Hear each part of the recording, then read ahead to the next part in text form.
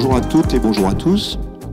Bienvenue pour cette keynote qui porte le titre de l'intelligence artificielle de l'infrastructure à l'usage pour un retour sur investissement rapide. Keynote pendant laquelle on aura l'opportunité de partager la vision de trois grands acteurs de ce marché. SCC, qui est un intégrateur de renom sur le marché français, Microsoft, mais également Lenovo, qui lui aussi est un acteur de premier plan, et notamment sur son travail de recherche et développement autour de l'intelligence artificielle. Avec moi aujourd'hui, trois personnes.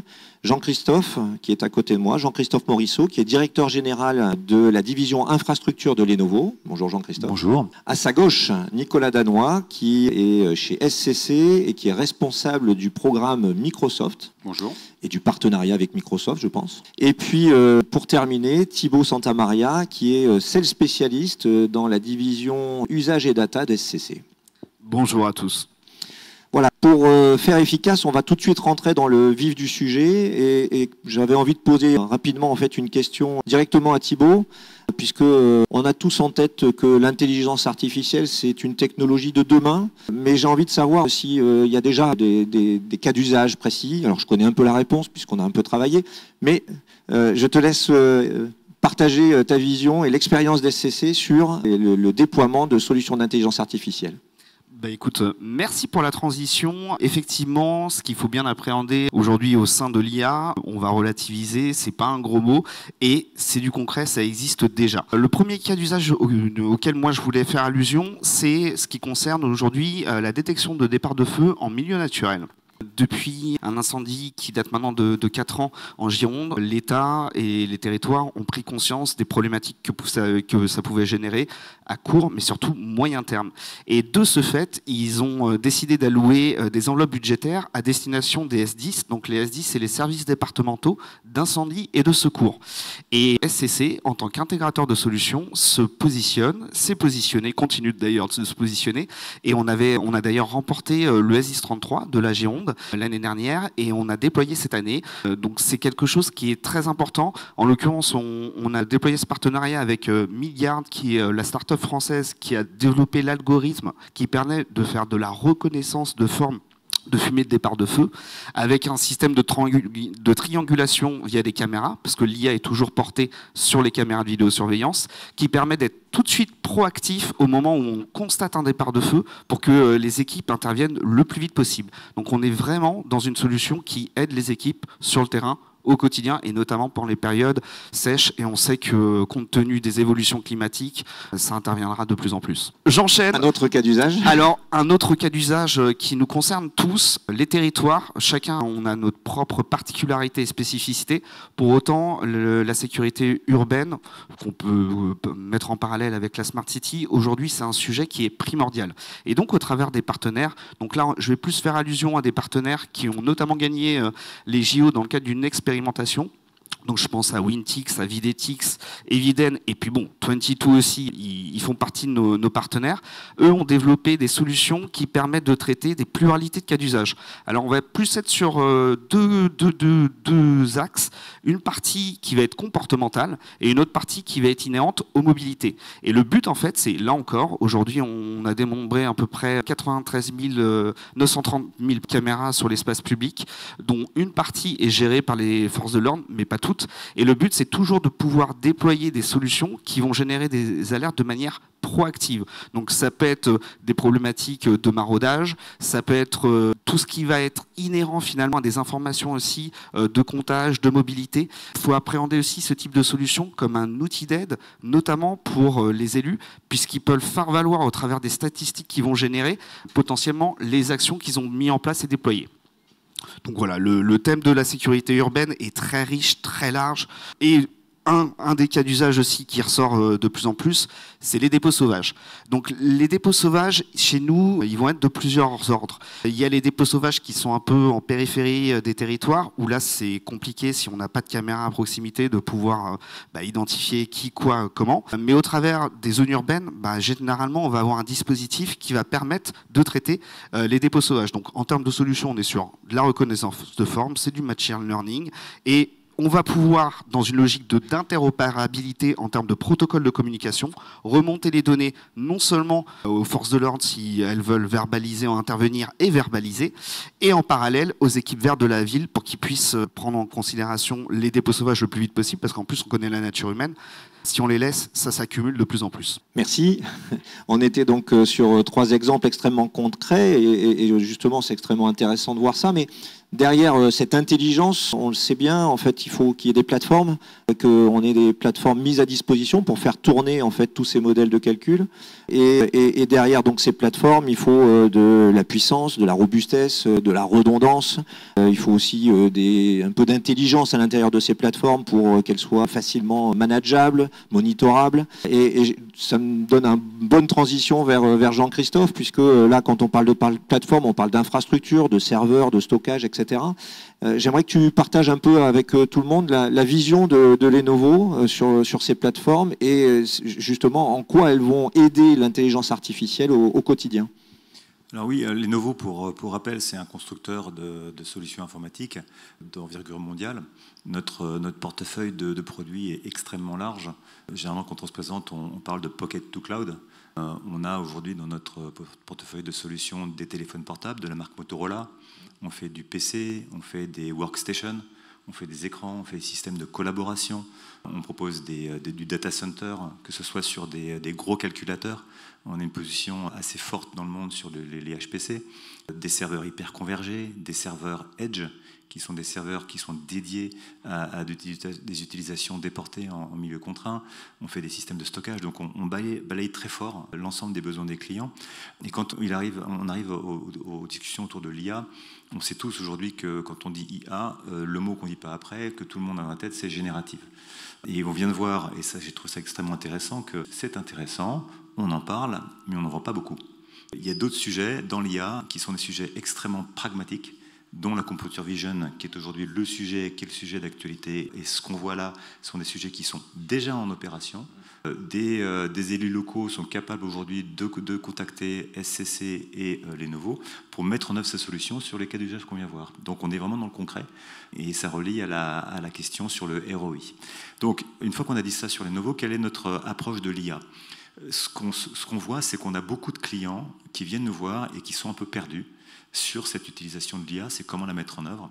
Et le travail que l'on fait, c'est qu'on a investi énormément sur des labos de recherche qui ont pour mission d'identifier des cas d'usage, de les référencer, de les certifier sur nos environnements, pour que quand nos clients nous posent des questions justement sur des choses très précises, ils puissent avoir un référentiel et s'appuyer sur des solutions qui ont déjà été mises en œuvre. Que ce soit sur du computer vision, sur des solutions Edge, j'en parlais tout à l'heure. Et donc aujourd'hui, on a au niveau mondial référencé environ 170 solutions. Pour la France, on fait le même travail. Il y a des acteurs qui ont été notamment référencés aux Jeux Olympiques avec lesquels on a travaillé ensemble. Je vais le nommer, c'est une start-up française qui s'appelle Videtix. On a parlé de 22 tout à l'heure, qui sont des acteurs qui rentrent dans ces programmes-là. Et donc on est vraiment là pour faire en sorte d'apporter ce conseil et cette capacité de simplifier un peu comment on aborde l'IA auprès de nos clients, avec une dimension supplémentaire qui est d'aider également dans une approche éthique et responsable de cette IA. Aujourd'hui, le régulateur y travaille. On sait tous que l'IA sur le métier au niveau de la Commission européenne, c'est sorti, les choses commencent à se déployer. Cela dit, il y a quand même une responsabilité des entreprises, des grandes entreprises, pour faire en sorte de jouer leur partie. Nous, ce qu'on veut, c'est être proactif et faire en sorte que quand on propose une solution d'IA à nos clients, donc parmi les 170 dont je parlais tout à l'heure, on a un comité d'éthique interne qui s'est posé la question de savoir si cette solution répondait à des critères qu'on a nous-mêmes définis. Alors après, il va falloir qu'on entre dans une discussion pour s'aligner au international, mais on a cette volonté de vraiment apporter quelque chose de responsable. Donc ça, c'est l'approche qu'on a sur l'IA. Elle s'applique sur l'ensemble de nos solutions. On va les retrouver par exemple dans un smartphone, dans un PC. Donc il y a toute la partie workstation qui est en train de se déployer. Sur la partie infrastructure, sur la capacité de nos solutions à être de plus en plus frugales, et on pourra peut-être plus tard, sur la partie donc, des data centers et l'impact environnemental. Donc voilà, on essaie d'avoir cette vision exhaustive, holistique, avec une notion de responsabilité qui nous incombe, et on essaie de jouer notre partition là-dessus. Tu as préparé une transition pour la prochaine question, puisque tu as ouvert sur le poste de travail. Bon, alors on a parlé des couches matérielles, mais c'est vrai que sur le poste de travail, il y a aussi une première couche logicielle, le système d'exploitation. Et Microsoft est quand même un acteur, si ce n'est essentiel, en tout cas extrêmement important. Est-ce que tu peux, toi Nicolas, partager la vision de Microsoft justement sur son accompagnement dans le déploiement de l'intelligence artificielle? On parle de Copilot, on parle de Windows 11. Voilà, est-ce que tu peux nous donner quelques éclairages? Alors le premier éclairage que je peux te donner par rapport à ta question vis-à-vis de Microsoft, c'est qu'aujourd'hui, on est en phase de migration de Windows 10 vers Windows 11, ce qui est très très important. À partir du 14 octobre 2025, il n'y aura plus de support de la part de Microsoft pour tous les PC, donc il va falloir faire cette migration. Ce qui est très important aussi, c'est qu'on peut penser que c'est juste un update à faire, on éteint son PC, on le rallume et ça y est, on a migré. Sauf que c'est un tout petit peu plus complexe que ça. En fonction de la maturité des entreprises et de leur taille, ça peut prendre entre 12 et 14 mois. Donc quand on fait le calcul, c'est dans un an, donc il faut vraiment anticiper. Donc aujourd'hui, on est en capacité de vous accompagner sur le déploiement de vos postes et surtout la migration de vos postes en prenant en considération des sujets en termes de sécurité, des sujets applicatifs, des sujets en termes aussi de productivité. Donc ça, c'est vraiment la première chose. C'est un prérequis pour pouvoir bénéficier de ce qu'a présenté Thibaut et Jean-Christophe, de manière à pouvoir, pour l'utilisateur final, le retrouver sur son PC. Ça, c'est la première chose. La deuxième chose, c'est qu'aujourd'hui, on travaille sur des gammes de PC qui sont prêts pour l'IA. Donc, on entend parler de Copilot, la solution chez Microsoft, mais on entend aussi parler de Copilot plus PC. Donc, c'est le cas chez Lenovo. Aujourd'hui, c'est des PC qui sont configurés et qui ont en fait les spécificités de pouvoir d'avoir on parle de TOPS, donc c'est des millions, non, des milliards c'est phénoménal, avec l'intégration des puces NPU dans les PC. Donc c'est vraiment pour des personnes qui vont être sur des sujets avec du traitement de données très lourds et pour lesquels en fait on a besoin d'un résultat immédiat. Donc ça, c'est la deuxième partie. Et derrière, en fait, ça permet de répondre à chaque besoin. Donc en fait, l'intérêt, c'est de identifier les besoins de nos différents clients qui ne sont pas les mêmes en fonction des personnes qui vont avoir des tâches à accomplir toute la journée. Et en fonction de ça, c'est de proposer la meilleure gamme avec les PC qui soient le plus à jour possible et prêts pour la partie productivité de leurs collaborateurs. Donc voilà. Et le troisième axe, qui est très très important aussi chez Microsoft, c'est tout ce qui tourne autour du RSE, qui permet en fait à tous les niveaux on en parlera tout de suite après, mais à tous les niveaux de pouvoir avoir un impact sur les différentes personnes et sur les différentes tâches et sur les différentes attentes des entreprises. On a donc des cas d'usage, on a déjà des plateformes qui sont prêtes et designées, conçues pour accueillir l'intelligence artificielle, qu'elle soit centralisée dans les data centers ou alors au plus proche de l'utilisateur, sur les postes de travail. Et en effet, là, la question, on connaît l'empreinte environnementale du numérique en général. L'intelligence artificielle va pénaliser encore plus ça, non? Alors, quel est l'avis ton avis, toi, Jean-Christophe, sur cet aspect-là? Et justement, est-ce que Lenovo intègre dans le design de ses solutions cette contrainte, cette problématique environnementale et RSE en général, d'ailleurs? Alors, la RSE, on l'aborde par un élément extrêmement pragmatique, c'est la consommation électrique. Qui dit IA aujourd'hui dit besoin de puissance informatique. Qui dit puissance informatique dit demande de puissance énergétique, donc d'énergie. Et qui dit plus d'énergie dans le data center dit plus de dissipation de chaleur. Donc plus on consomme, plus on dissipe. Et donc toute l'équation, c'est d'arriver à se dire comment je mets dans un même mètre carré de data center plus de puissance en optimisant ma consommation électrique et en faisant en sorte que ça dissipe moins de chaleur. Parce qu'à la fin, c'est comme ça que je serai efficace et que j'aurai un impact RSE positif. Et ça, on l'adresse par des lois de la physique assez basiques, des lois de la thermodynamique. C'est-à-dire qu'on part du principe qu'aujourd'hui, un data center, historiquement, il est refroidi à l'air. L'air arrive à ses limites et la nouvelle génération de refroidissement, ça va être l'eau. Et donc, en fait, et ça a l'air bête quand on le dit comme ça, mais c'est extrêmement compliqué, c'est extrêmement technique. C'est des technologies de refroidissement, donc de data center par l'eau, avec des systèmes de radiateurs, c'est le même système qu'un radiateur chauffage central, où vous faites passer en fait des tubes en cuivre dans les machines directement pour aller chercher en fait la chaleur là où elle se trouve et la sortir de la machine pour la retraiter. Donc ça, c'est ce qu'on appelle du liquid cooling. On utilise de l'eau naturelle, on met ça dans des boucles fermées. Alors je précise que ce sont des boucles fermées, donc on ne consomme pas d'eau, on ne la pollue pas. C'est comme dans un moteur de voiture, hein, c'est de la boucle fermée. Et ça, c'est une technologie d'avenir. Donc en fait, c'est vraiment ça qu'on voit pointer par les data centers, par l'utilisation de l'IA. On a une grosse expérience chez Lenovo parce qu'en fait, ça fait 10 ans qu'on fait du liquid cooling sur la partie HPC. Les gros calculateurs sont déjà tous refroidis à eau. Et la mise en œuvre et l'industrialisation de l'IA nous permet de dire qu'aujourd'hui, les besoins de puissance vont amener l'eau dans les data centers classiques. Donc ça, c'est vraiment le sujet du moment pour faire en sorte d'être le plus efficace possible sur l'utilisation de ces environnements. Un autre élément sur la partie RSE, c'est qu'on voit aussi que sur la partie donc, inférence de l'IA, quand on a des modèles qui sont entraînés et qu'il faut les mettre en œuvre, on a besoin de faire tourner les modèles au plus près de la collecte de l'information. Et il y a des cas où c'est un peu compliqué de connecter en fait, un environnement qui est très loin, qui est sur un bateau, qui est dans l'air, à un cloud. Donc il faut être capable de pouvoir traiter l'information à l'endroit où elle est collectée. Et ça, c'est toute la problématique de ce qu'on appelle le edge computing. On est là aussi sur des problématiques où on va devoir apporter de la puissance de calcul très forte avec des GPU sur des machines qui évoluent dans des environnements contraints, de la poussière, du bruit, des secousses, et il y a toute une gamme de produits qui sont justement développés pour ça, sur ces logiques de edge et de micro data center.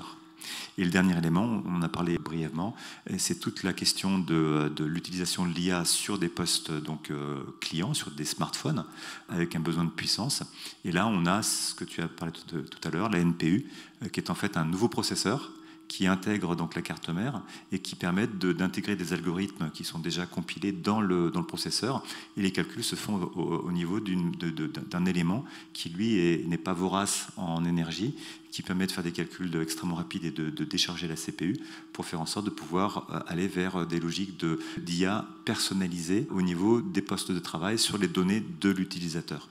Donc voilà, on a vraiment ces logiques d'infrastructure qui ont toutes leur impact RSE parce qu'en fait, la question sous-jacente, c'est vraiment l'utilisation de l'énergie, la sobriété et donc la responsabilité environnementale de ces environnements.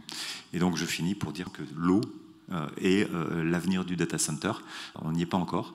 Il y a beaucoup de travail et sans perte. Et donc ça, c'est la vision en effet data center, même si tu as fait une transgression pour parler aussi de la mobilité. Nicolas, sur cette même question de cette politique RSE.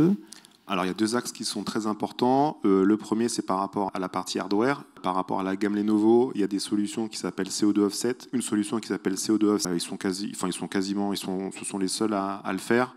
Le principe, c'est que ça permet d'avoir une traçabilité en fait, de son PC du moment où il est construit jusqu'au moment où il va être recyclé et le suivi, de manière à pouvoir avoir une idée de l'empreinte carbone que ça représente.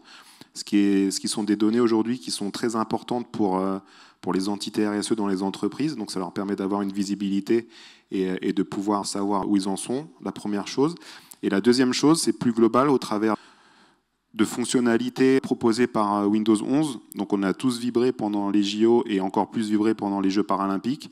Et en fait, il y a au travers de Windows 11, donc d'où l'intérêt aussi de migrer, c'est qu'il y a des fonctionnalités d'accessibilité qui sont faites pour les personnes en situation de handicap, des personnes malvoyantes, des personnes malentendantes, des daltoniens. Et en fait, on ne le sait pas, mais c'est disponible sur tous nos PC aujourd'hui.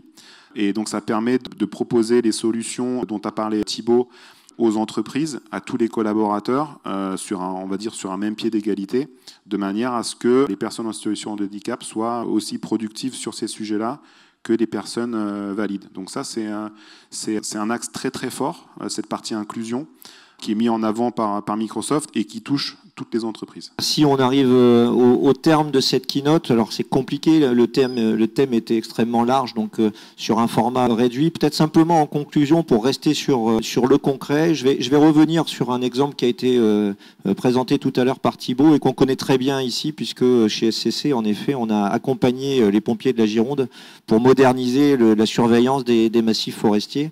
Et vous allez voir que cet exemple est intéressant parce qu'on va recouvrir en fait l'ensemble des thèmes qui ont été évoqués et surtout on va y répondre aussi, on va répondre à la problématique de retour sur investissement, puisque Le besoin d'abord, c'est de pouvoir détecter les départs de feu le plus rapidement possible. Pour ça, en fait, il fallait une intelligence artificielle capable de capter un flux vidéo et de l'interpréter et le présenter ensuite à des opérateurs. Mais derrière ça, qu'est-ce que ça veut dire? Ça veut dire que quand cette solution est déployée, on n'a plus besoin de mettre des pompiers dans les tours de guet. Ce qui veut dire que quand ils ne sont pas dans les tours de guet, d'une, ils ne sont pas en risque parce que souvent on les fait monter au moment où il y a les orages. Et de deux, quand ils ne sont pas dans les tours de guet, ils sont prêts à intervenir pour aller éteindre et intervenir sur les lieux de futurs sinistres beaucoup plus rapidement. Donc là, le retour sur investissement, quand on en a discuté avec le lieutenant-colonel en charge de ce projet, le retour sur investissement était extrêmement court. Et puis alors donc derrière ça, donc ça c'est le cas d'usage avec ce retour sur investissement. Derrière ça, il y a le déploiement d'une infrastructure. Et on a très rapidement, en fait, on peut prévoir l'intelligence artificielle dans le cloud. Là, dans le cas des pompiers, on a parlé tout à l'heure de responsabilité, mais il y a aussi une notion de confidentialité, puisque on filme le domaine public, mais naturellement, on filme aussi du domaine privé. Donc, ces données ne peuvent pas se trouver dans le cloud et nécessitent qu'elles soient déployées, déportées uniquement, en fait, sous la responsabilité des pompiers, avec un cadre juridique qui est très, très restreint, avec des autorisations préfectorales et ce genre de choses. Et donc, on a dû déployer une infrastructure dédiée sur les sites des pompiers, redondée, ultra redondée. Inutile de vous dire qu'il n'est pas question de dire écoutez, on fait une maintenance et donc on arrête la surveillance pendant 1 heure, ou au contraire de dire on a une panne et donc on ne peut plus faire la surveillance. Et puis surtout, en fait, hyper connecté ou interconnecté avec l'ensemble des solutions qui sont utilisées déjà aujourd'hui chez les pompiers. Les systèmes d'information géographique. Pourquoi? Parce que, en fait, la position géographique de l'identification du départ de feu, c'est ce qui va permettre de dire quel est le meilleur moyen d'accès pour accéder à ce départ de feu. En fonction du vent, c'est-à-dire que les données météo vont permettre de dire, bon, alors si je dois arriver à ce départ de feu, il vaut mieux que j'y arrive côté nord, côté sud, en fonction du vent et de l'évolution possible de ce feu. Et puis également, l'information géographique va permettre de dire l'accès est possible pour un petit véhicule ou plutôt pour un grand véhicule. Donc vous voyez, on est vraiment sur un cas d'usage extrêmement concret, avec un retour d'investissement qui lui aussi est très très rapide, et puis surtout qui s'appuie sur une infrastructure et qui est redondée, performante, bien sûr derrière avec les mesures de performance énergétique environnementale qui sont extrêmement importantes. Et on arrive au terme de cette conférence.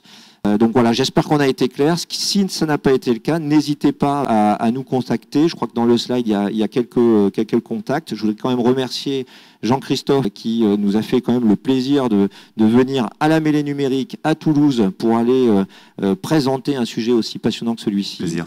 Nicolas, qui même si il est de SCC, a eu quand même la responsabilité de porter la vision de Microsoft sur un sujet aussi important, et sur Thibaut pour ses explications très pragmatiques sur les cas d'usage. Et vous, je vous remercie aussi d'avoir participé à cette petite. Merci. Merci.